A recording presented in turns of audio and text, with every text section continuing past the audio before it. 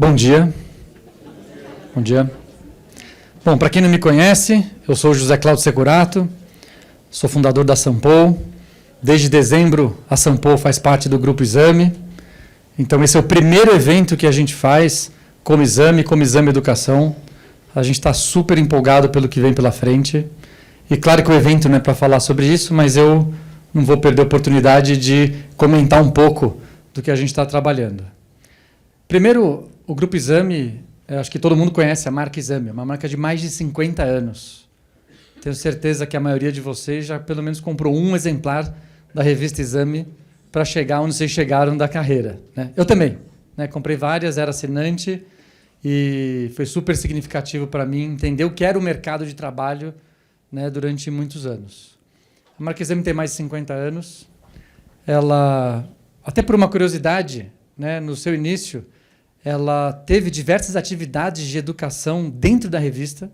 Na revista, por exemplo, tinha cursos de contabilidade para ensinar as pessoas, né, o que já era, na época, uma forma de ensino à distância.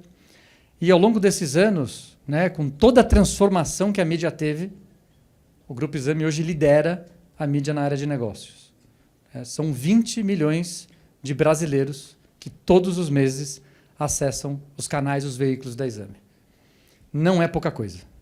Você pensar um Brasil de mais de 200 milhões de habitantes, que tem 100 milhões de pessoas na população economicamente ativa, a gente está falando de 20 milhões de brasileiros, dentre esses 100 milhões de pessoas, que trabalham. É, de longe, a número 1 em termos de audiência de negócios, né? Quase 4 vezes maior que o valor econômico, por exemplo, né? Muito maior do que os cadernos de economia e de negócios das grandes mídias, como Estado, Folha, Globo. É muito significativo. É um alcance, é um impacto e é uma responsabilidade muito grande. O Grupo Exame passou a fazer parte do Grupo BTG na reestruturação da Editora Abril.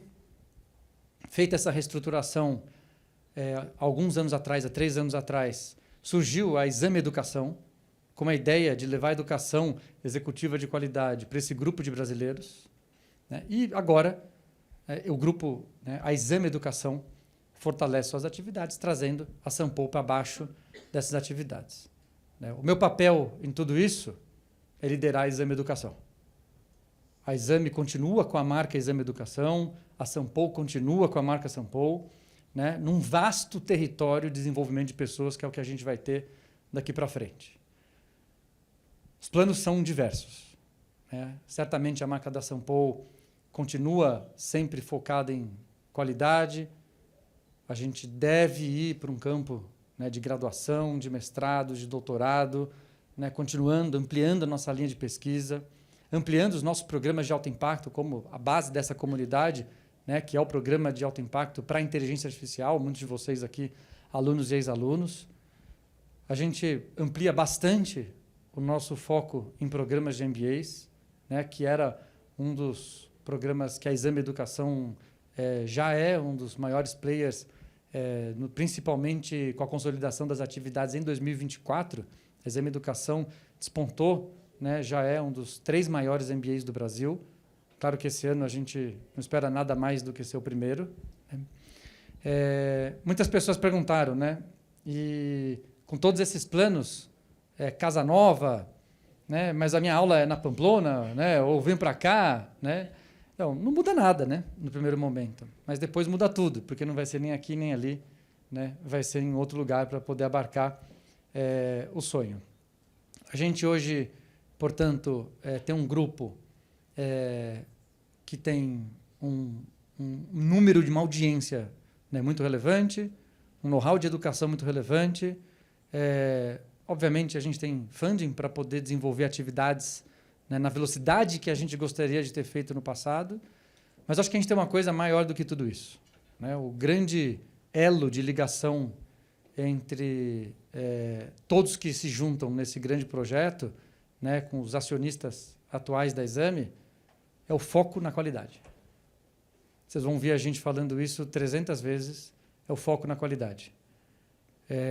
Qualidade investindo nos professores, como a gente sempre investiu, né? Agora são mais de 600 professores, qualidade na metodologia, nas metodologias, na inovação em metodologia, na aplicação de inteligência artificial para a aprendizagem, que é algo que a São Paulo já fazia e já liderava esse segmento.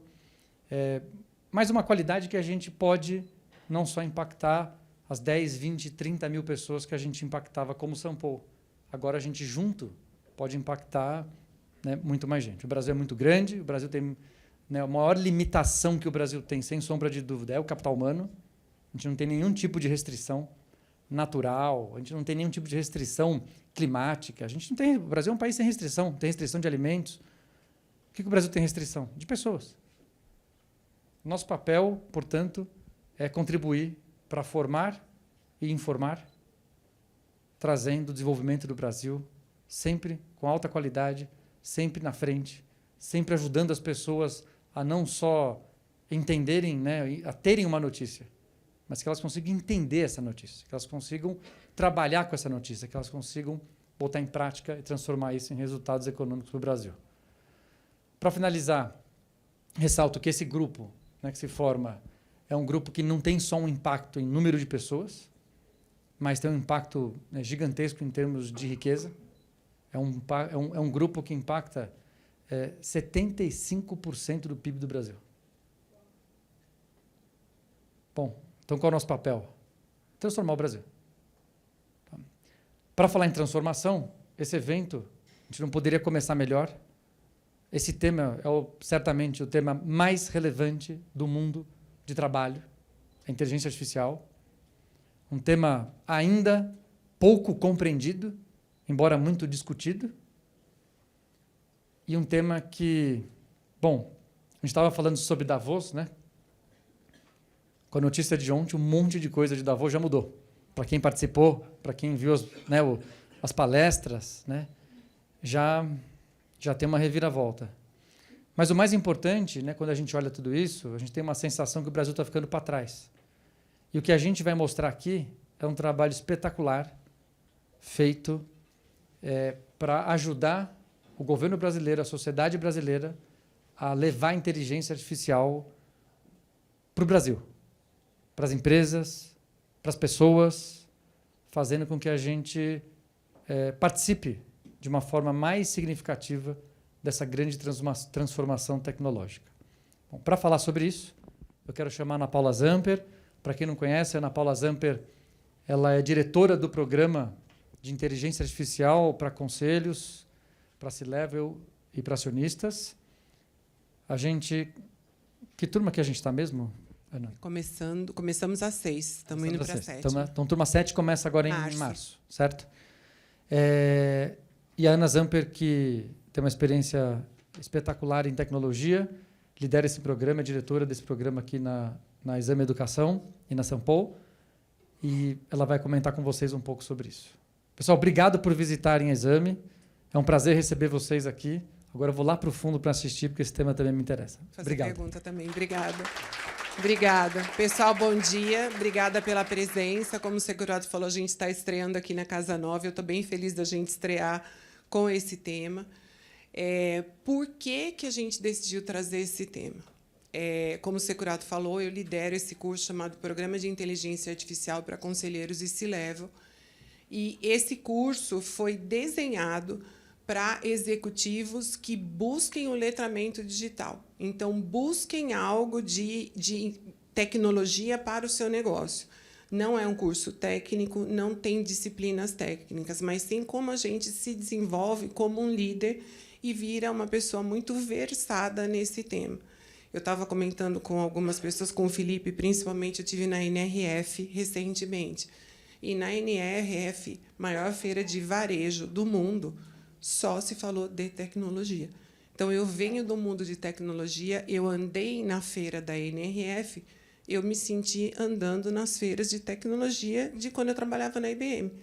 A gente vai em outros eventos e a discussão é a mesma.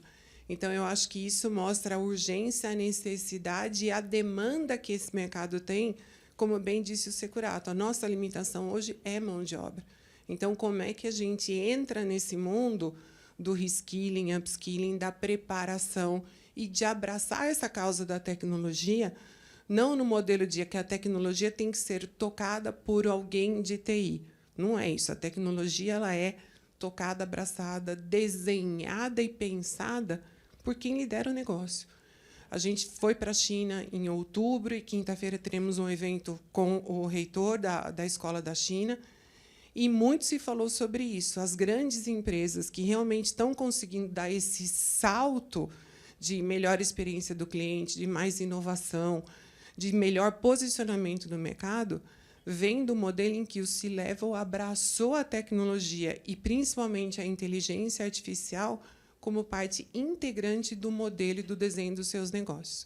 Então, essa desconexão não existe mais. O mundo exige essa urgência, né, da gente conectar as duas coisas e não mais trabalhar de maneira estanque dentro das empresas. Então, o curso ele traz muito disso. Como comentando Securato, eu estamos indo para a 7ª turma.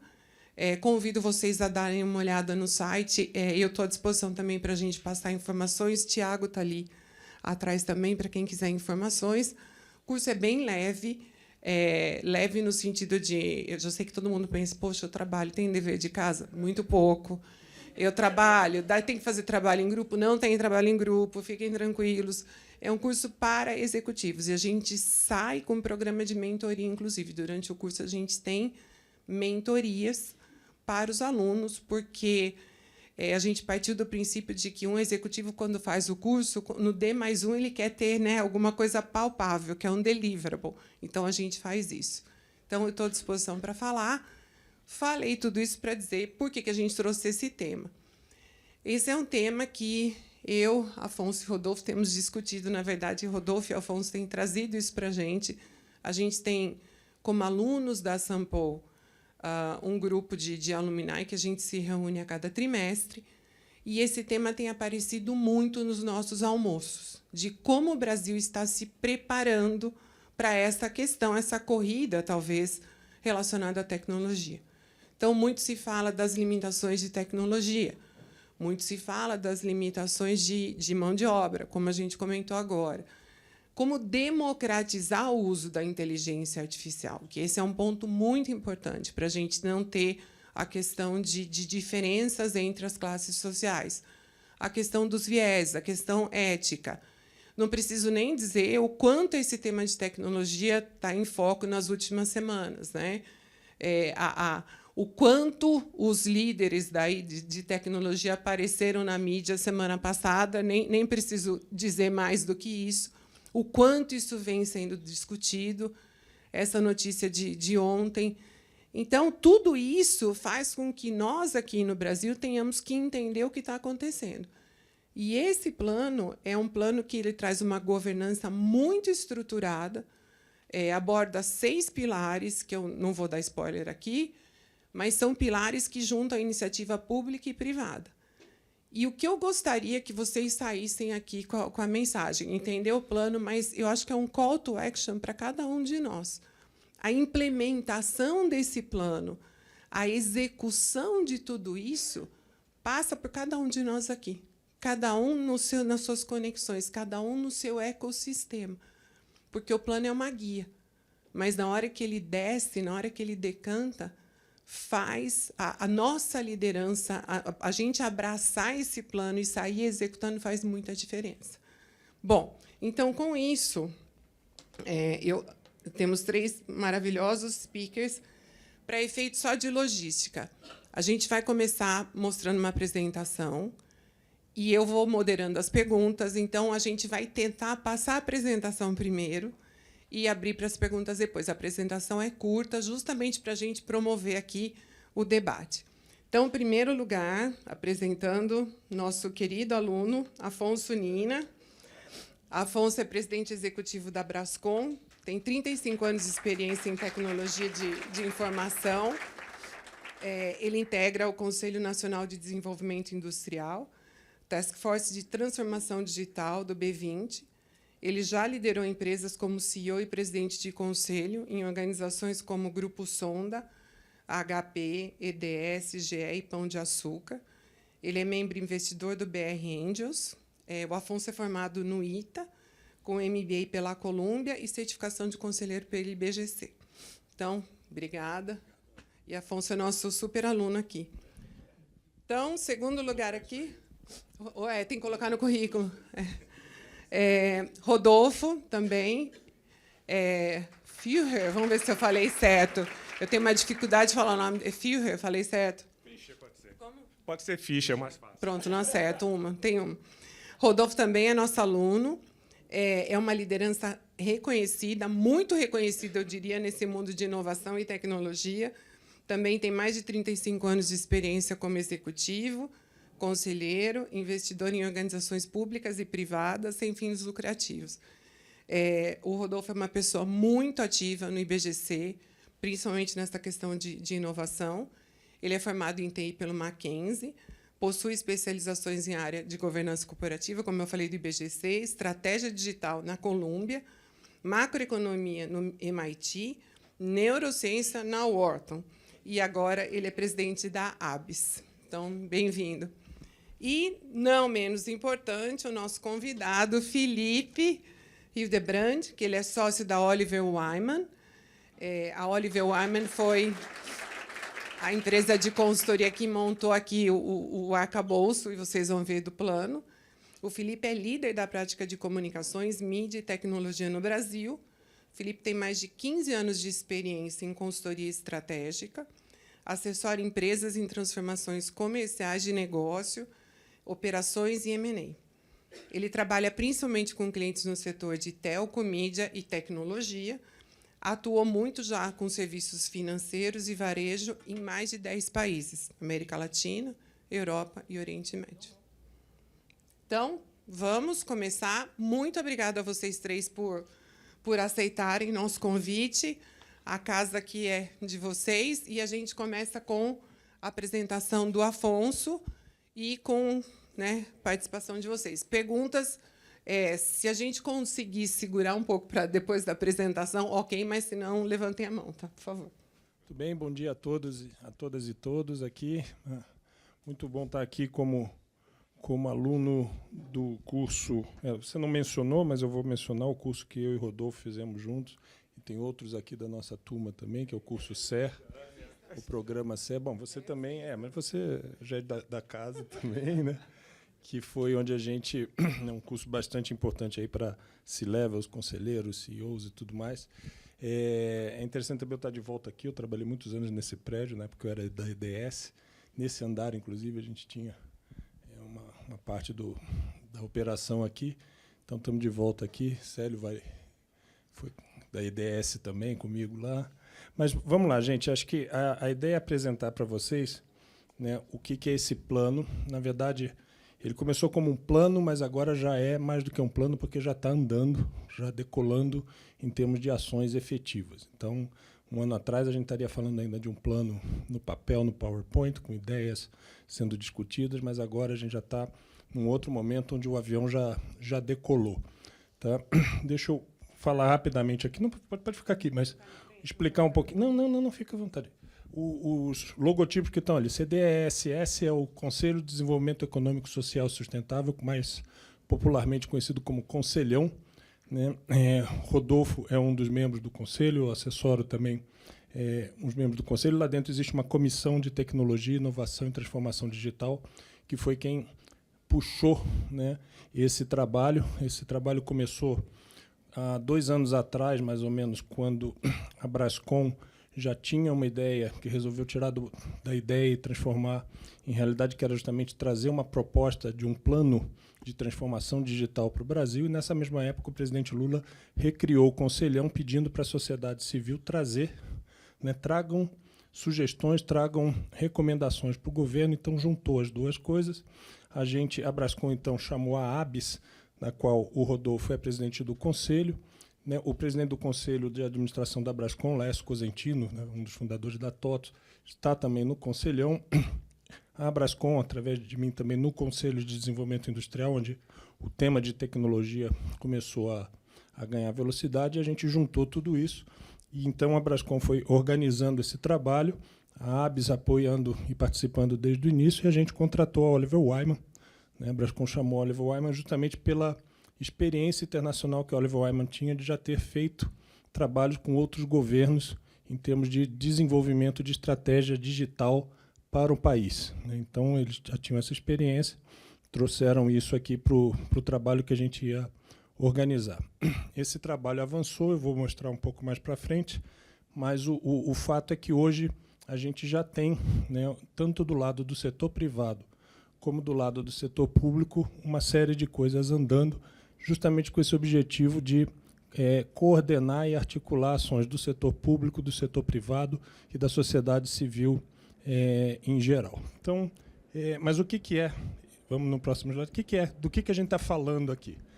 Qual que é a proposta aqui? A proposta é justamente de que a gente tenha, como país, uma estratégia de longo prazo para as tecnologias digitais. Ele tem duas palavras importantes: desenvolvimento e uso.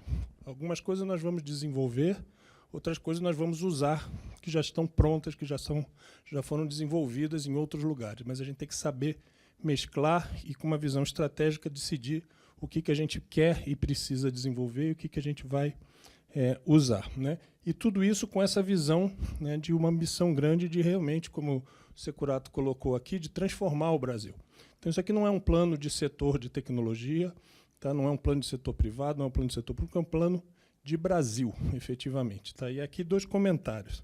Primeiro, é um plano, não é um manifesto. Isso aqui não é, como eu digo, né, não é um papel para ser engavetado, não é um PDF para ficar na nuvem. É efetivamente um plano que tem metas, que tem indicadores, que tem cronograma, que tem ações. Né? Nós não vamos entrar no detalhe disso tudo aqui, mas no final tem um QR Code que leva para uma versão mais detalhada desse plano, onde vocês vão ver já tudo isso. Essa versão está sendo agora, na verdade, já avançando, né, do ponto de vista de indicadores e tudo mais, mas, efetivamente, isso é muito importante. Isso aqui não é um manifesto, o Brasil precisa disso. Não, ok, o que a gente precisa fazer efetivamente? Né? E com uma visão de o que precisa de governo para fazer e o que não precisa. Né? O setor privado, vocês sabem, não espera, né, o governo, a gente vai fazendo o que está ao nosso alcance, e tem muita coisa acontecendo, mas articulando com o poder público a gente consegue ter eficiência ou eficácia em várias das ações. O segundo ponto aqui é que a nossa visão é que isso aqui é algo que, se o Brasil tivesse feito 30, 40 anos atrás, a gente seria um outro país hoje. Vários outros países tiveram essa visão de uma forma estruturada, pensar o seu futuro de desenvolvimento tecnológico, e deixaram, infelizmente, o Brasil para trás. Mas nunca é tarde, né? Não vamos ficar parados aqui chorando, vamos fazer o que a gente precisa fazer para correr. Né? E, obviamente, quando você fala de tecnologia, né, o leapfrogging, ou seja, aproveitar as novas ondas, dão oportunidades para quem está atrás dar um salto para frente, e isso é um pouco dessa visão aqui. Né? O que está por trás, ou o que baseia. Por que a gente quer fazer isso? Por que isso é importante para o Brasil? Isso parte de 3 crenças, né? 3 beliefs, né? 3 coisas que a gente realmente crê.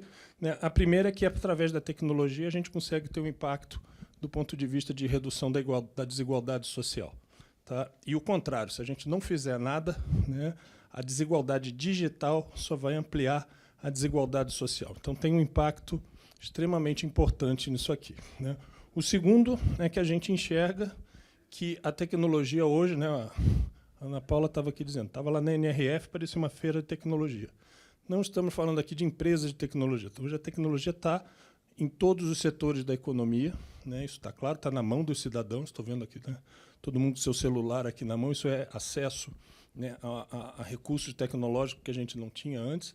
Então, essa visão de que, efetivamente, a tecnologia hoje impulsiona todos os setores da economia e permite que a gente tenha um crescimento maior e um crescimento sustentável, né, que a tecnologia também permite a gente trabalhar nessa visão. E, finalmente, a questão da relevância do contexto global. Isso é um jogo global. O tabuleiro de xadrez aqui é global e o Brasil não pode ficar de fora. Isso tem, inclusive, implicações geopolíticas. Não preciso dizer aí tudo que vocês estão vendo nas últimas semanas, né, e o Brasil não pode ficar fora desse jogo.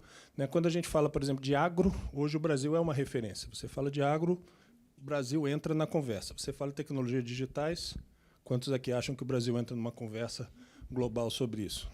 Né? Muito pouco, talvez pontualmente. É isso que a gente quer, pouco a pouco, mudar. Vamos mudar da noite para o dia? Claro que não, né? Mas tem um caminho aqui que a gente pode, sim, percorrer e que, de novo, se a gente já tivesse percorrido há 30 anos, hoje a gente provavelmente estaria, assim, no centro desse tabuleiro e não nas bordas dele.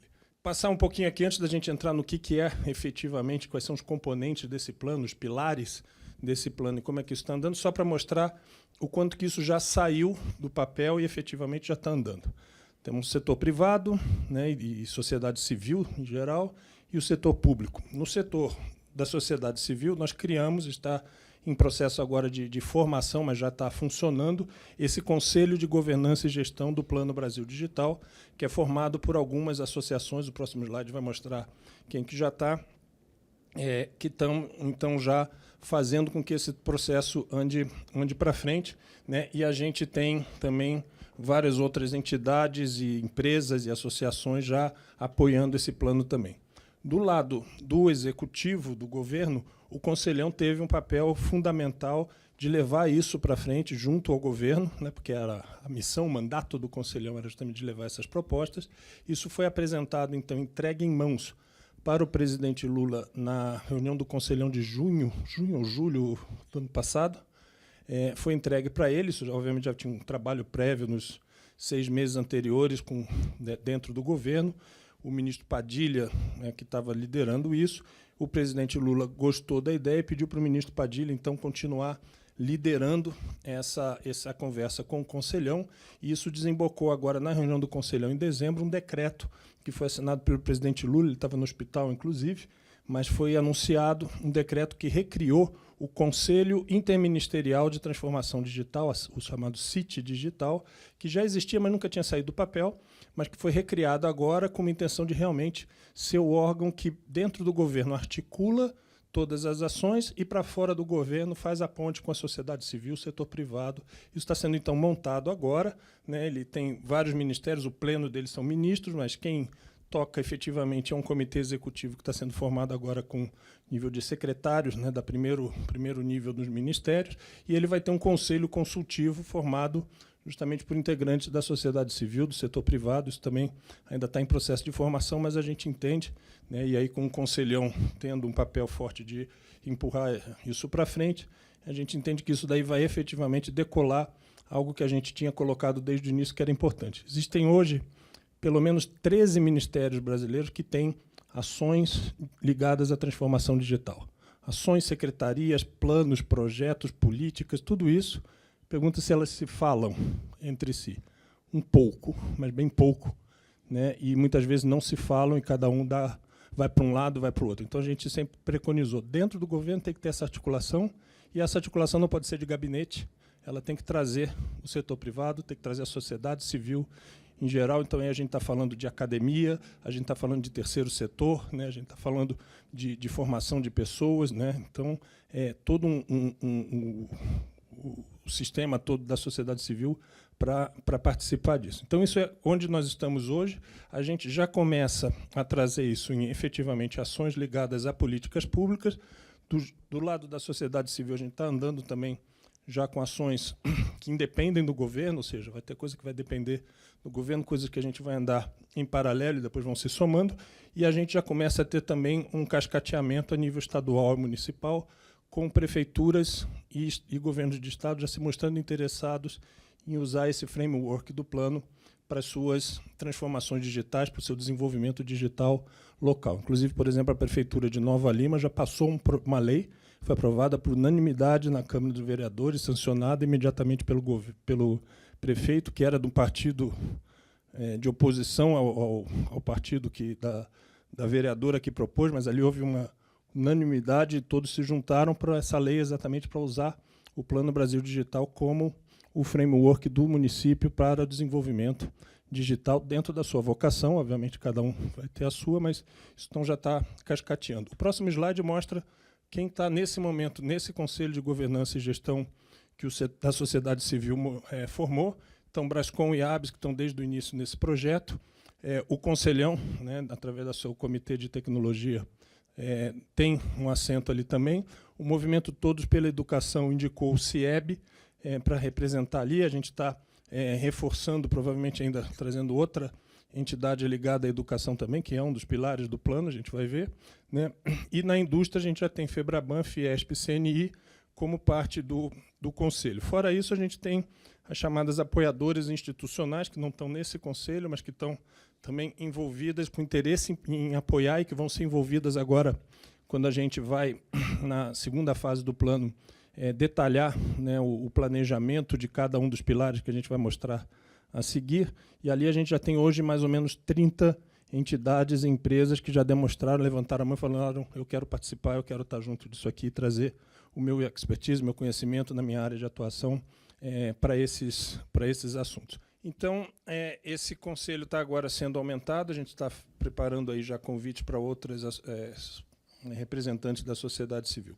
Com isso aqui eu paro, vamos para o próximo slide, e aí eu passo aqui para o Rodolfo e para o Felipe para justamente falar um pouco do que são as ambições desse plano, né, e na sequência a gente vai mostrar o que são os pilares que efetivamente compõem esse plano aqui. Então, deixar que o Rodolfo e o Felipe agora comentarem um pouquinho sobre esses pontos aqui, que são a base do que a gente está fazendo. Muito obrigado, Afonso. Bom dia.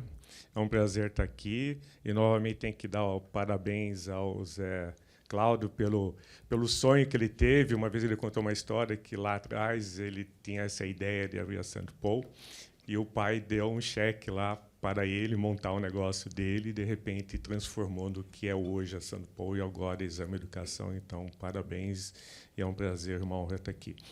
O que o Afonso falou, ele falou muito bem a importância dessa união entre o setor privado e o governo. Quando a gente olha o governo tem diversas ações. A nossa preocupação, principalmente no Conselhão, eu vou sempre chamar de Conselhão, né, em vez de SEDES, que é mais fácil, ter alguma coisa pragmática, não ser alguma coisa muito teórica, né, e, no fim, não ter um impacto na sociedade. E o que a gente procura é que tenha um impacto, né, que a gente tenha alguma coisa no nosso dia a dia, dos nossos negócios, que a gente sente realmente que a gente está evoluindo. Quando a gente olha o mundo, e acho que essa é a principal preocupação que está aqui nesse slide e nos próximos, obviamente que o mundo está globalizado, todo mundo sabe disso, e a gente tem diversas concorrências, né? Então, quando a gente olha o que está acontecendo ao redor do mundo e olha a situação no Brasil, a gente percebe que o Brasil está meio desconectado da realidade do mundo todo, principalmente com relação ao posicionamento, importância de tecnologia. Recentemente, eu estive também na China, e eu estava analisando o que estava acontecendo na China. Na China, o governo chinês publicou que todos os investimentos chineses iam concentrar em ciência e tecnologia, por uma razão muito simples, porque o crescimento populacional está estagnado. Então, a única forma realmente de crescer é ser mais eficiente. E essa forma de crescer de uma forma eficiente seria através da tecnologia, investimento pesado em tecnologia. E o porquê tudo isso? Por que a China está onde ela está, a Coreia também está onde ela está, e diversos outros países? É porque tem investido pesadamente em educação. A China forma praticamente 4 milhões de jovens em STEM, lá, ciência, tecnologia, engenharia, matemática. O DeepSeek não surgiu essa semana à toa, surgiu porque existem cabeças. A China tem estudantes que vão para os Estados Unidos, para a Europa estudar, né? Então, e voltam para a China, criando seus negócios com o apoio do governo. Então, quer dizer, quando você olha em volta a educação, é super importante. O nosso papel principal aqui é que todas essas ações, até que o próprio Afonso comentou, dos mais de 13, 14 órgãos, ministérios voltados a alguma ação de transformação digital, tenham uma coerência, tenham uma governança, que a gente veja no final do dia o impacto positivo para nós como empresário, para nós como da sociedade. Então, essa é a parte mais importante. E quando também a gente olha os outros países ao redor do mundo, você vê lá Startup Nation, né? Todo mundo tem um sobrenome. Então, aí você vê a Inglaterra, é Innovation Country. Se você vê Singapura, é Smart Nation. Se você vê... Todos os países têm alguma coisa voltada para a inovação, né? E qual é o nosso papel, né? Que a gente vai falar um pouquinho mais no futuro. Então, quer dizer, o que a gente pode realmente fazer para a gente ter um posicionamento do PIB? O que a gente pode usar mais tecnologia, principalmente no campo? A China já decidiu que vai investir pesadamente na parte de agronegócio. E onde que fica o Brasil? Como que a gente consegue acompanhar esse investimento, né? Todo esse trabalho que está acontecendo. E, obviamente, um outro ponto que tem sido muito discutido junto com o governo, agora todo o projeto também com o Afonso e a Brascom está envolvido com a atração de data centers, é a infraestrutura do país. Se a gente não tiver uma infraestrutura adequada, Não adianta nada, não adianta você ter, né, profissionais qualificados, toda uma regulamentação, mas se você não tiver a estrutura adequada, você não consegue dar o próximo passo, você não consegue realmente evoluir para você ter um ambiente digital competitivo. E aqui eu quero trazer uma coisa muito interessante. No estudo da McKinsey, queria pontuar, isso aconteceu em 2017, um estudo logo depois da fala lá em Davos, em 2016, sobre a quarta revolução industrial, que era essa ideia tecnológica, né, a união entre os ambientes biológicos, virtuais e físicos, né, a sinergia de tudo isso que é transformar a sociedade. Isso tudo depende justamente da infraestrutura, né? Então, a gente tem que ter essa infraestrutura pronta.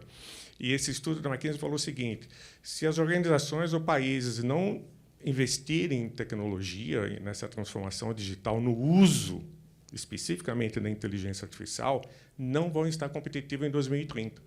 E eles falam o seguinte, que quem já começou a investir lá em 2017 vai ter uma taxa de competitividade na ordem de 122% de quem não está competindo.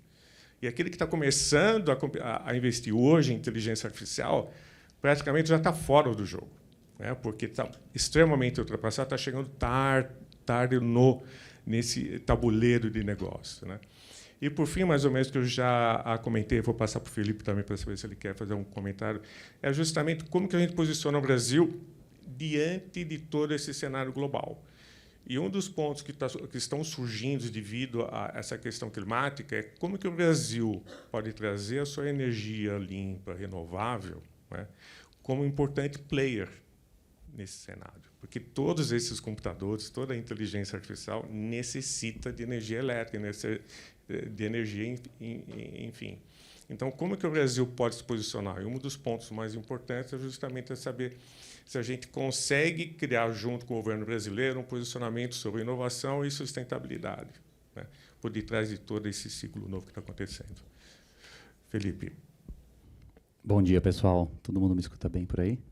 Prazer estar aqui com vocês, dividir o palco aqui com esses nomes de peso. Enfim, trabalhamos muito aqui com o Afonso, com o time da ABS também, enfim, um plano muito plural. Eu acho que tem alguns pontos que eu destacaria só, e que traduz um pouco do propósito do plano, que é, ele não é a tecnologia não é um fim por si mesmo. Então, o plano não é feito para gerar maior impacto pela tecnologia. E aí se liga ao que comentou pela própria Ana, ou seja, a tecnologia permeia todos os setores. Se a gente quer ter uma agricultura mais eficiente, mais competitiva, uma manufatura, um varejo, um serviço financeiro, perpassa por a gente ser competitivo em tecnologia. Ou seja, se a gente quer, como país, como economia, ser mais protagonista e ter maior eficiência, precisamos olhar para esse setor de maneira estratégica. E aí, retomando um ponto aqui do Rodolfo, que é da praticidade, ou seja, a gente trazer isso de maneira muito tangível, não ser um plano etéreo, sem muita aplicabilidade. É conversar com os próprios setores, e o Conselhão faz um papel muito importante, de que as ações sejam aquelas ações que efetivamente vão gerar impacto para as diferentes indústrias. Então, a gente passa depois ali por alguns pilares que são importantes. Ele tem muito ambiente de, menos em definir qual que é o algoritmo, a tecnologia, que é uma visão de Estado talvez muito mais forte, mas ele é quais são os enablers, quais são os fundamentos que eu preciso trabalhar, em termos de pilares, a gente já passa aqui, para garantir que esse ecossistema não tenha as barreiras, mas sim consiga ajudar um empreendedor, o setor privado, a academia, como que eu trago esse sistema de maneira mais rica para fomentar isso e, efetivamente, esse tipo de inovação, esse tipo de conhecimento, impacto, vem da pluralidade do setor civil, da academia e disso. Então, como o governo consegue trabalhar como política pública, como incentivador, como promotor para ajudar esse ecossistema. Então, ótimo. Vamos, então, mostrar um pouco mais de detalhe do plano. Eu só tinha esquecido de comentar um pouquinho sobre as entidades que a gente representa aqui, né? A ABS, Associação Brasileira das Empresas de Software, que tem hoje, Rodolfo, mais de 2.000 associados. Então, pega empresas, desde grandes empresas de software até, né, pequenas empresas, startups. A Oliver Wyman, que é uma consultoria internacional, né, e muito focada e muito com grande expertise em tecnologia e telecom, então não à toa foi selecionada para fazer esse trabalho com a gente. E a Brascom, que é a Associação Brasileira das Empresas de TIC, né, e Tecnologias Digitais, que a gente também tem empresas tanto de software como de hardware, de serviços, empresas grandes, pequenas, de porte médio, multinacionais, brasileiras que viraram multinacionais que vieram para cá, enfim, também uma visão boa do universo todo de ter representado aqui. Mas o próximo slide é que eu acho que o cerne aqui da discussão, que mostra quais são os pilares desse plano, né? E lá embaixo a gente fala da governança que sustenta tudo isso. Isso é fundamental. Não adianta a gente falar de plano se não tiver governança, e como eu mostrei antes, a gente tem uma governança já andando, tanto do lado da sociedade civil como do lado do governo, e essas duas vão se conversar, né, para trabalhar juntos. Mas são 6 pilares aqui. Primeiro fala de infraestrutura, né, como vocês estavam falando. Então, aqui a gente está falando de data center, a gente está falando de conectividade, a gente está falando de energia, a gente está falando de cibersegurança, a gente está falando de infraestrutura lógica também, quando a gente fala de dados, né? Então, está tudo aqui dentro, né? Quando a gente fala de data center e conectividade, todo mundo com seu celular na mão, esse celular, em algum lugar, está fazendo um LED piscar em algum data center, e está fazendo elétrons em fio de cobre ou fótons em fibra ótica se movimentarem por aí, né? Então, a nuvem, nesse caso, é bem na Terra. A né? nuvem é bem em algum outro lugar. Mas... a nuvem é bem na Terra. Então, infraestrutura é fundamental, e a gente está trabalhando especificamente a questão de data centers hoje. Tem um trabalho bastante adiantado, né? Existem vários investimentos pesados já acontecendo aqui no Brasil, e a gente quer trazer isso mais porque a gente entende que isso tem um impacto na cadeia toda, ou seja, o Brasil ser um hub importante de data center, isso vai empurrar todo o ecossistema de startups que fazem desenvolvimento, porque a gente vai ter custo mais baixo para o processamento. Hoje o Brasil importa mais do que... em 2023, a gente teve um déficit comercial de 6 bilhões de dólares na balança comercial de processamento de TI. Ou seja, o que a gente importa, porque a gente processa lá fora. Hoje a gente tem 6 bilhões de dólares de déficit nessa balança, e aumentando. Tem de 2020 para 2023, esse número dobrou de 3 para 6 bilhões, a grosso modo. Então, a gente tem uma oportunidade aí de reverter isso e trazer, né, esse processamento que hoje a gente faz lá fora, trazer para o Brasil e passar também a exportar, e isso tem todo o impacto na cadeia, até a ponta de quem usa a tecnologia numa fábrica, no hospital, numa escola, né, no governo, num varejo. Então, isso é o que a gente está olhando. Tecnologias estratégicas, obviamente, IA hoje é o principal e a frente mais visível disso, mas a gente está falando muito além disso. A gente está falando de IoT, né, a gente está falando de tecnologia de cibersegurança, enfim, que hoje IA, na verdade, passa a permear tudo isso. Então, aqui a gente tem que decidir o que a gente quer fazer e o que a gente quer usar, né?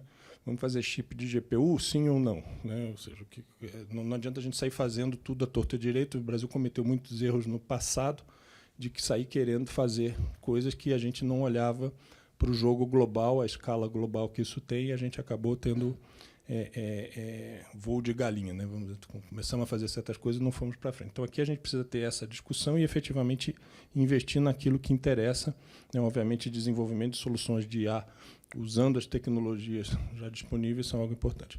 Nada disso faz sentido sem pesquisa, desenvolvimento e inovação, visão de curto, médio e longo prazo. Então, a gente tem que saber, mas tem que saber no que vai investir. Não vamos, né, tentar fazer pesquisa ou desenvolvimento em cima de coisas que a gente já... né, o trem já saiu e a gente vai tentar correr atrás e gastar recursos, talvez de uma maneira não eficiente.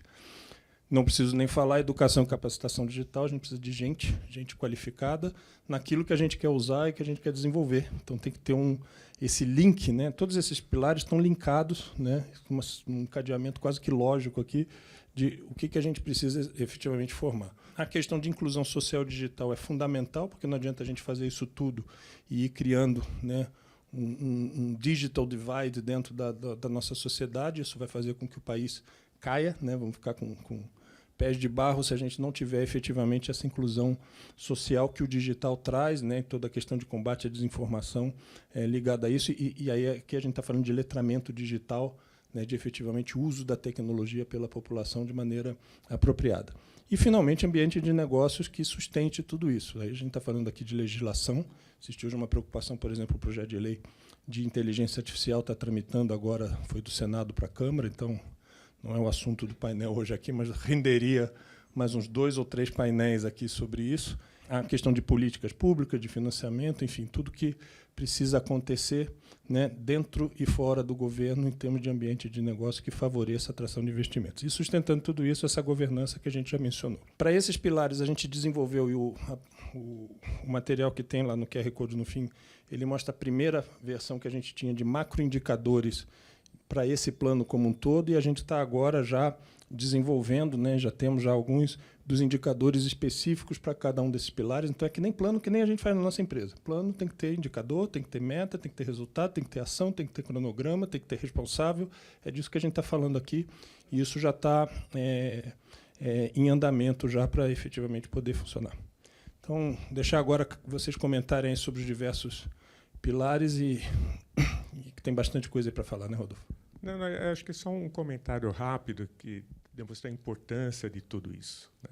Recentemente, o Brasil aprovou o Plano Brasileiro de Inteligência Artificial, extremamente bem coerente, organizado, onde tem lá o compromisso de investir por volta de 23 bilhões de reais, né, até na construção de computador, etc. E tal. Paralelamente a isso, o Legislativo acabou de aprovar, né, um dos textos lá no Senado mais restritivos no uso de inteligência artificial do mundo. Então, quando você olha de um lado, né, você tem o Legislativo, de repente, trabalhando no sentido de uma preocupação muito alta com relação a risco, sufocando, de uma certa forma, a inovação. Do outro lado, você tem, não é, o Poder Executivo trabalhando no desenvolvimento de planos, etc. E tal. Então, essa coerência que é uma preocupação nossa, como que a gente consegue garantir que todos os players do governo, né, legislativo, judiciário e legislativo e executivo, têm o mesmo rumo de atividade, conseguem ter a mesma visão e compartilham as mesmas preocupações. Então, o plano tenta trazer esse contexto até de uma forma para... tudo que está colocado aqui, de uma certa forma, é óbvio, né? Não tem nada que vá, nossa, né? Alguém inventou alguma coisa, né? Mas, na realidade, é importante porque tem muitas pessoas que não entendem esse contexto todo, a importância disso. Então, o principal também é a gente trazer coerência e uma governança adequada para que todo mundo, né, siga o mesmo caminho, tenha a mesma visão e a mesma preocupação. Porque, no final do dia, quem vai ser prejudicado vão ser a sociedade ou as empresas que estão aqui, porque vão perder competitividade com as empresas de outros países, né? Então, esse é um ponto extremamente importante. Eu acho que, dando cor aqui um pouco a alguns desses pilares, se a gente for tomar ali o primeiro de infraestrutura, é incrível, né, a gente escutar um número como o Afonso comenta, que a gente importa mais processamento de fora do que efetivamente aqui, ou seja, a nossa infraestrutura não dá conta para o nível de consumo e, de certa forma, do outro lado, a gente vê o Brasil como tendo todos os capabilities e condições para ser um protagonista a nível mundial, inclusive para exportar para fora. Ou seja, o Brasil tem um nível de uma matriz energética limpa, tem um nível de competitividade de preços baixo, tem uma matriz de acesso a grid elétrico muito forte, não está propenso a desastres naturais. São todos temas que são fundamentais para se estabelecer essa infraestrutura digital, data centers. Temos a infraestrutura de telecom aqui, com cabos submarinos, conexão internacional muito boa. Ou seja, faz do Brasil um super potencial, uma promessa. Isso é relevante não só para atender essa demanda local e exportar menos, né, e importar menos, mas, na verdade, exportar, e atender aqui a região e tudo mais. Mas, ou seja, essa é uma corrida que vem muito forte, com muito investimento. A gente vê aí, enfim, todas as grandes big techs, o governo Trump no segundo dia comentando isso. Mas é uma oportunidade que tem aqui do Brasil, mas ela vai se fechar de maneira rápida. Não pode ser mais uma oportunidade perdida, mas é um tema que é importante e precisa dessa conexão que o Rodolfo comenta. Um outro ponto aqui sobre inclusão social e digital foi algo que a gente debateu bastante, que toca aqui em termos de educação, não só pensar dos cargos executivos que vão dar as grandes diretrizes, mas como que você tem um programa e incentivos para requalificar aquelas pessoas de trabalho que, enfim, o AI vem disruptar a maneira como que a gente trabalha, as necessidades dentro de companhias. Não é que vai precisar de menos de pessoas, mas vai mudar como a gente opera, qual é o tipo desses trabalhos. Então, como faz esse reskilling em todos os níveis. Então, como, enquanto governo, enquanto empresas, eu posso aderir a programas que estimulam essa requalificação e tem algumas maneiras para facilitar essa pessoa a se reentrar e se reinserir no mercado de trabalho. Enfim, são temas aqui que a gente toca de maneira muito pragmática ao longo desses pilares aqui. Posso fazer uma pergunta para a plateia? Quantos de vocês usam alguma solução de IA paga? Ora, parabéns. Porque acho que esse é o principal ponto, né? É letramento digital, letramento da inteligência artificial. É saber o que é, para que serve, e isso que a gente sempre fala no governo. O governo tem que usar a inteligência artificial, né, no dia a dia. Não tem como não usar hoje, né? Então, o tempo que a gente perde buscando informação, mais ou menos dizem que é 30%. Né?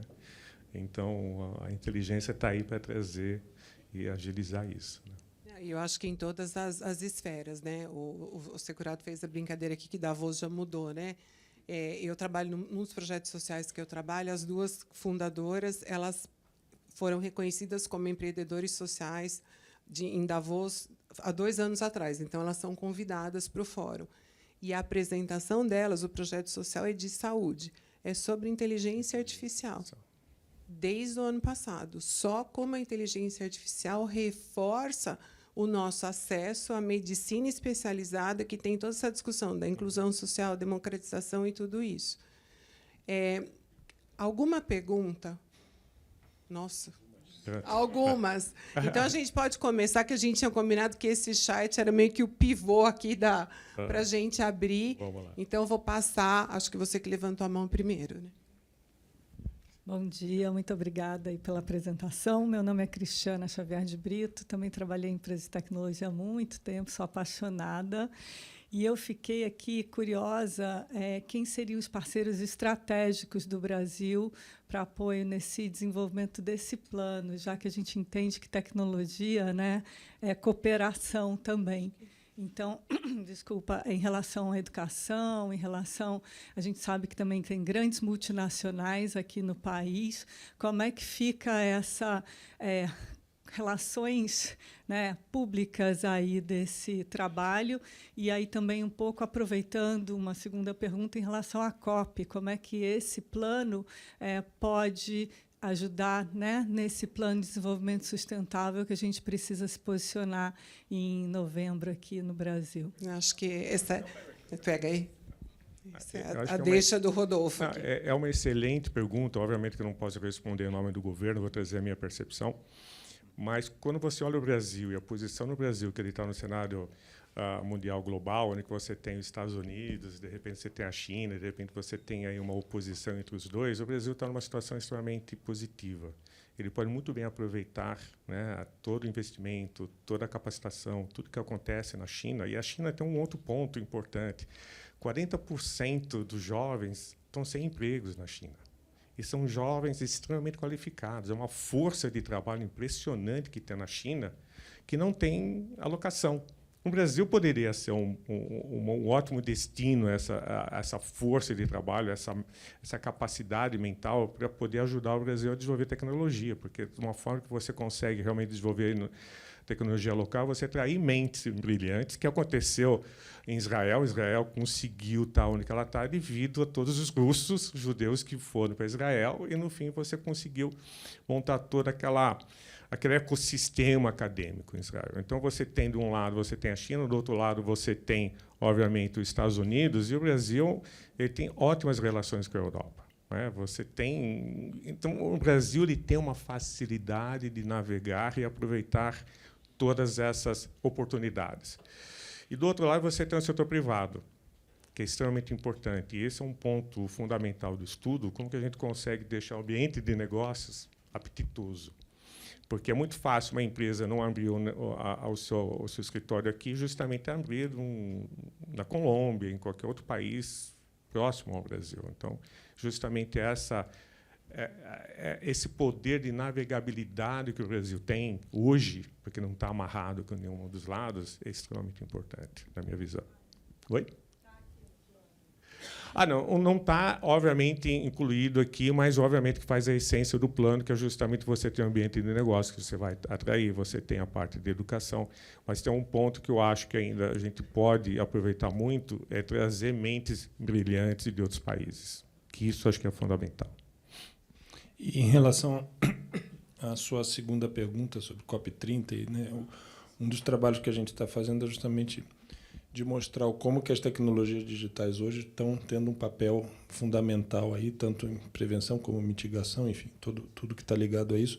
Para a COP30, particularmente, a gente está buscando organizar, tivemos no Itamaraty semana passada falando sobre isso, justamente de impulsionar essa visão e o uso mais intensivo no Brasil de tecnologias, que as soluções já estão aí, né? A gente está justamente agora fazendo, se preparando para que os nossos associados tragam os cases, né, os use cases deles, para essa, né, de uso de tecnologia. Tem vários, importantíssimos, com impacto muito claro, porque isso tudo impulsiona essa máquina toda aí, né, essa bola de neve toda aqui de como o Brasil pode usar mais o digital para, por exemplo, assuntos ligados ao ambiente. E aí, quando a gente volta ao contexto geopolítico e o Brasil nesse tabuleiro, aí tem uma oportunidade do Brasil se posicionar como uma liderança efetiva na questão ambiental, com o uso de tecnologia para impulsionar.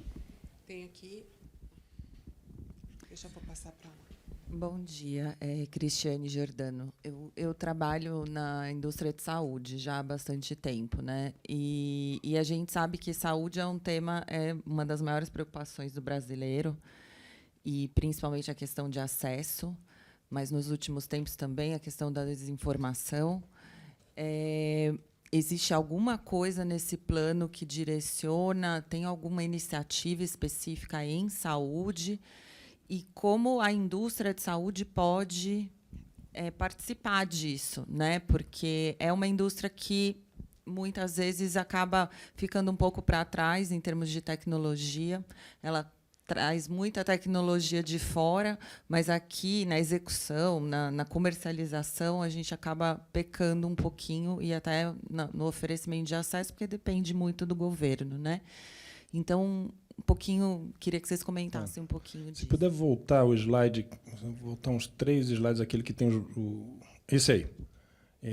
Aqui a gente está no processo de convidar outros setores. Repare que aqui esse Conselho de Governança e Gestão, a ideia dele é que ele traga setores da sociedade civil que são fundamentais para esse plano do ponto de vista de setores que são altamente intensivos em uso de tecnologia ou que estão na formação efetiva, né? Por exemplo, o Todos pela Educação já, né, indicou aqui um representante por conta disso. Um dos setores que já está listado aqui para complementar isso daqui é saúde.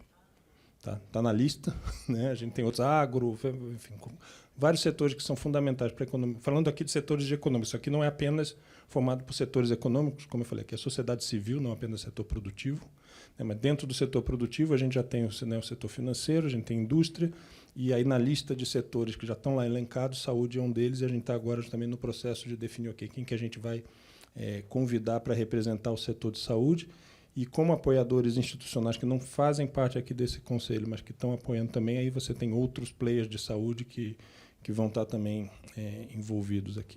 Tá? E eu acho também, aqui dando uma parte, quando a gente fala da questão de infraestrutura, eu acho que isso vai ser um grande facilitador para a questão de saúde. Porque quando a gente fala de saúde, por exemplo, a questão de telemedicina, de você trazer a medicina especializada, a infra é um grande limitador.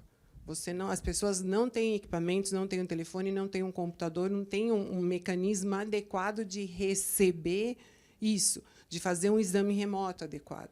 Então, essa questão da infraestrutura, na minha visão, vai dar um avanço muito grande na inclusão para a saúde. Pode. Você tocou num assunto super importante, já passo, só para entender. O Ministério da Saúde tem uma secretaria de transformação digital. Então, isso está mapeado, porque é uma das ideias da gente conseguir ter coerência em todo esse plano. Tá bem, o trabalho está bem. Aliás, para quem não conhece o trabalho dessa secretaria, que é nova, né, tem um trabalho, assim, já tem um frame muito interessante que foi recentemente divulgado sobre o trabalho. Temos uma pergunta aqui. Posso falar? Pode. Bom dia, meu nome é Renata Vilenque, eu sou de tecnologia, venho de tecnologia, e recentemente saiu o grid de risco Brasil em Cybersecurity. O governo usa só 6% de ferramentas e metodologias para combater cybersecurity. Então, a gente já sabe que o governo, na questão digital, tem vários desafios. Como vocês estão pensando o plano no sentido de trabalhar a articulação do que é no público, que é um tipo de desafio, no privado, no terceiro setor? E eu não vi lá, Afonso, no slide que fala das entidades, o mundo das startups, porque a gente vive economia de escassez no Brasil desde que o mundo é mundo, e a gente tem uma série de startups na Associação Brasileira de Startups. A gente tem várias entidades que já desenvolveram bastante tecnologia, seja do ambiental, da segurança, de finanças, de saúde, que podem contribuir para a realização desse plano com conhecimento interno, barato e melhor articulado dentro de conhecimento regional de Brasil. Como vocês estão olhando para isso? De startup, eu vou deixar. A primeira parte era sobre cibersegurança, né?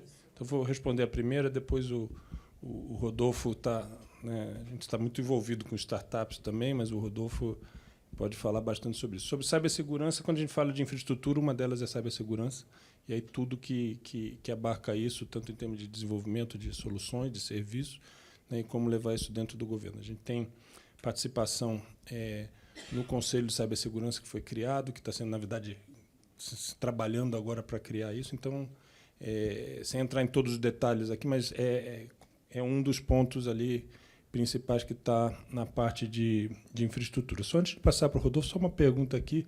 A Silvia está ali, a nossa diretora de tecnologia da Brascom. A AB Startups já aderiu já, né? Então, uma das apoiadoras institucionais do plano, que eu não mostrei aqui, porque é um outro slide com mais 30 empresas e associações. A Associação Brasileira de Startups já com a Ingrid lá, né, já aderiu também ao plano. Então, e quando a gente fala, né, de ecossistema e toda a cadeia de economia digital, obviamente, isso daí é uma das peças fundamentais. Mas Rodolfo pode falar bastante sobre isso.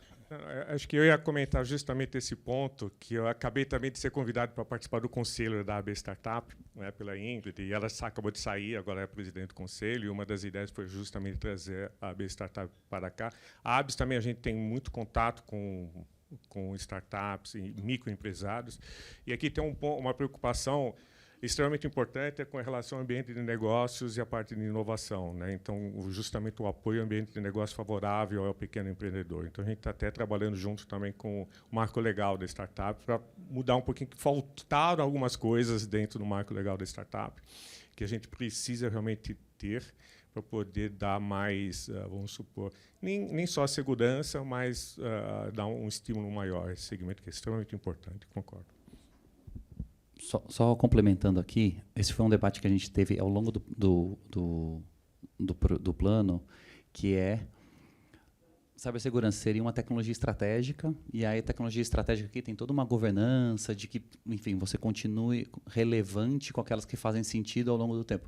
Cibersegurança era um tema tão fundamental que foi promovido mais, como o Afonso já comentou, como uma infraestrutura, porque isso vai permear. Você conseguir destravar, precisa ter a capacidade de hardware, enfim, de todas as outras infraestruturas que são mais evidentes, mas cibersegurança ele torna-se uma infraestrutura que vai habilitar todo demais. Então, foi promovido. A gente discute no curso que IA e dados são duas faces da mesma moeda, e a infraestrutura, a cybersecurity é o canal condutor, né? Sem isso, a coisa não funciona.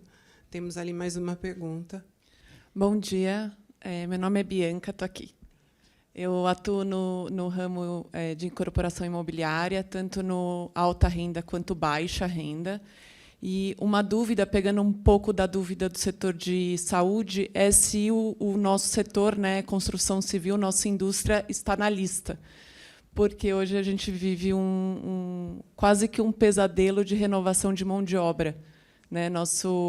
Para vocês terem uma ideia, a idade média de um pintor hoje está em 46 anos. Então, a gente precisa desenvolver, tem muito caminho pela frente da industrialização do setor e uma série de coisas que vêm junto. Então, essa é a minha dúvida. E, além dessa questão, tem muito que se avançar em tecnologia para atendimento de um corretor imobiliário. Então, é um outro segmento também que a gente olha com bastante foco. Então, essa é a minha dúvida, se o setor já está na tua lista, já está na lista lá do Conselho de estar participando.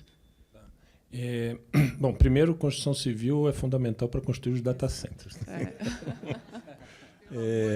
Não, mas é sério, nas conversas que a gente tem tido, por exemplo, com o Ministério do Desenvolvimento, e sobre data center, a gente olha a cadeia toda, né? Tanto o upstream como o downstream, né? O jusante e montante. Então, a gente mostra, não é só data center. A gente primeiro tem engenharia e construção, que hoje movimenta, né, uma mão de obra não só grande, mas também qualificada. Né? Você fazer construção e cabeamento, por exemplo, de um data center é uma coisa que você precisa de mão de obra especializada e bem capacitada. O impacto de todas as tecnologias acabam indo para todos os setores. Então, não estamos assim pensando, temos que fazer alguma coisa específica, né, seja de um setor ou de outro, o que os corretores vão usar, né, assim, as soluções específicas elas vão aparecer, mas quando a gente faz a ponte aqui com outra iniciativa que a gente traz aqui, está tentando sempre trazer para esse guarda-chuva aqui, que né, eu mencionei que a Brascom está representada, e eu participo, eu sou conselheiro do Conselho Nacional de Desenvolvimento Industrial, que apresentou uma política industrial chamada Nova Indústria Brasil, né? E política industrial eu acho que não é um bom nome ali, porque, na verdade, é uma coisa muito mais ampla. Ele trabalha em quais são cadeias que o Brasil precisa desenvolver e suportar, e aí a gente colocou isso, precisa de tecnologia. E uma delas é a questão que ela inclui mobilidade, inclui moradia, né? Inclui vida do cidadão. Ou seja, aquilo que o cidadão precisa ter e como é que a gente vai fazer que o Brasil seja mais competitivo e entregar isso para o cidadão. E aí a gente colocou justamente, e tudo isso tem tecnologia por trás. Então, obviamente, quando a gente fala de construção, hoje você tem, né, todo o ferramental de projetos e de gestão e tudo mais. Então, isso apareceu lá, né, que é algo que a gente puxou para cá para falar, tudo que está acontecendo lá precisa de tecnologia dentro... Desculpa, eu não vi você aqui. Quase que... O meu lado italiano aqui, quase que puxando tudo isso para cá. Mas já fica aqui o convite, a gente precisa ter, sim, essa representação apoiando aqui o plano e entrando justamente nos pontos onde isso vai claramente aparecer aqui. Um deles é justamente do impacto que isso acaba tendo nas questões aí que vão bater na ponta da vida nossa como cidadãos. Moradia é uma delas que está lá explícita nesse plano chama-se Nova Indústria Brasil, é indústria no sentido de industry, como a gente fala em inglês, né? Tem a industry, health industry, né? com indústria de construção, segmento da economia. Olá, muito obrigada, é super interessante. Também sou do setor da saúde, antes na indústria, hoje numa ONG. Não sei se eu concordo exatamente com a colega, porque o setor de saúde é top de tecnologia, mas o que anda me preocupando muito e que essa questão do combate à desinformação. A gente está vivendo um momento péssimo de você ter iniciativas muito interessantes em todas as áreas que estão dentro da desinformação, que não dizer jogar coisas que estão ligadas até a questões de preconceitos virando, entre aspas, informação. E eu queria ter uma ideia, assim, como que vocês pensam nessa questão de combate à desinformação? Eu acho que hoje esse é o maior... A segurança cibernética e desinformação, eu acho que são os dois principais problemas da nossa sociedade atualmente, né? E quando você fala em desinformação, a gente tem um maior desafio, é como você equilibra censura e risco aos fake news, né? E esse é o dilema. Nenhum país até hoje conseguiu sair com uma solução adequada, como você consegue equilibrar esses dois lados, né? Você, obviamente, evitar as chamadas desinformações, fake news, sem provocar uma censura. Isso é o desafio que nós vivemos hoje, né? Eu não vou conseguir dar uma resposta, mas isso, obviamente, está aqui, né? Porque é uma preocupação de todos, não é só do governo, é de todo mundo que está envolvido. Eu, como presidente do conselho de uma associação ligada à tecnologia, eu, como usuário de tecnologia, né? Eu acho que é uma preocupação que nós temos e buscamos uma solução, né? Qual é a melhor solução ainda ela não está clara, né? Porque quando você quer evitar ao máximo a desinformação, você começa a avançar um pouco na censura, né? E aí como você equilibra tudo isso, né? Eu acho que sabe, a segurança cibernética e desinformação, eu acho que hoje é o nosso maior desafio como humanidade. Isso tem aparecido nos relatórios globais de risco, né? A gente discute um pouco no curso entre a aula de ética e a questão de vieses e tudo com a Patrícia Peck, e na aula de cybersecurity com a Fernanda Vaqueiro, alguns temas que estão relacionados ao que o Rodolfo comentou. Primeiro ponto da cybersecurity, que tem como lema nunca confie, sempre desconfie. Mas, para você poder desconfiar, você tem que saber do que desconfiar. Então, aí vem o ponto que a Patrícia Peck faz muito em todas as discussões em que ela está envolvida, nas nossas aulas, nesses aportes que ela tem dado na questão da regulamentação, que é a necessidade do letramento. Para eu saber desconfiar, para eu poder separar o joio do trigo, digamos assim, eu preciso entender. E o primeiro passo para eu começar a entender é aprender do que eu estou falando. Então, como é que eu posso fazer checagem de fatos? Eu não sei nem aonde, eu não sei de onde veio, eu preciso aprender. Então, esse ponto, se você pegar as empresas que trabalham com a questão reputacional, os consultores que trabalham com cybersecurity, eu diria que o principal trabalho hoje não são as ferramentas de tecnologia, e sim a questão da educação, da capacitação. A pessoa tem que entender. A discussão nos conselhos, e Rodolfo, que não me deixa mentir, a gente, nos nossos envolvimentos com conselhos e tudo hoje, é como a gente tem conselheiros preparados para poder liderar esse tema de tecnologia. E o primeiro ponto, quando a gente fala de tecnologia, ele entra pela questão de cybersecurity. Então, acho que aqui é o que a gente está fazendo, né? Promover essa disseminação de conhecimento já é um grande passo. Bom dia a todos. Wilson Canalva, de Tecnologia. Eu queria saber o que vocês estão pensando para capilarizar a execução do plano, trazer para o dia a dia de empresas, profissionais, né? E conectar, ampliar a conexão de toda a cadeia de valor de inovação, competitividade, nas 4 hélices, né? Governo, academia e sociedade também, além de mercado. Tem um longo caminho pela frente, né? Primeiro, o Conselho de Governança e Gestão da Sociedade Civil, a gente está justamente agora definindo para trazer, né, representantes da sociedade civil de forma ampla, né, que aí inclui, né, a gente falou setor de educação, academia, né, trabalhadores, enfim, a gente tem já isso está sendo debatido exatamente agora para a gente fechar isso. O que a gente enxerga é que isso é uma visão de futuro e pensando aqui como cidadão brasileiro, né? Que isso ganhe uma proporção que a coisa se espalhe, né? Porque, no fundo, isso aqui é um grande framework, né? Como o Rodolfo falou, não tem nada de muito... Né? Qualquer um aqui, se a gente desse... Você pode dar lá como num dos cursos, assim, né? Lição de casa. Traga uma proposta de pilares para um plano de... Todo mundo ia voltar com algo muito parecido com isso. Joga, né? Não precisa nem jogar na IA, eu acho que... mas assim, não tem nada inventado aqui que não seja meio senso comum.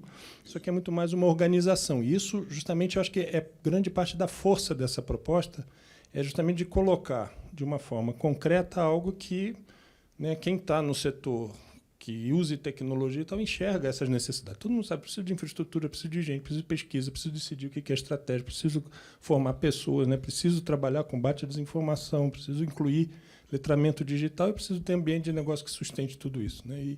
E tudo isso coordenado. Então, o que a gente enxerga é que isso vai ganhar um efeito bola de neve e vai se espalhar. Quando eu começo a ver prefeituras e governos de Estado, tem um Estado que já falou, eu quero ser o piloto para colocar isso aqui dentro. A gente só segurou um pouquinho isso porque a gente queria primeiro fechar no nível do governo federal o que aconteceu em dezembro, que foi a definição aí desse conselho, desse Comitê Interministerial de Transformação Digital. Agora que isso aconteceu, isso cascateia para estados e municípios e já tem uma certa fila ali. Então, a gente vê isso se espalhando, né? E empresas, por exemplo, que olhem isso daqui, vão ver, ok, eu estou atuando nisso daqui, vão saber o que está acontecendo nessas frentes.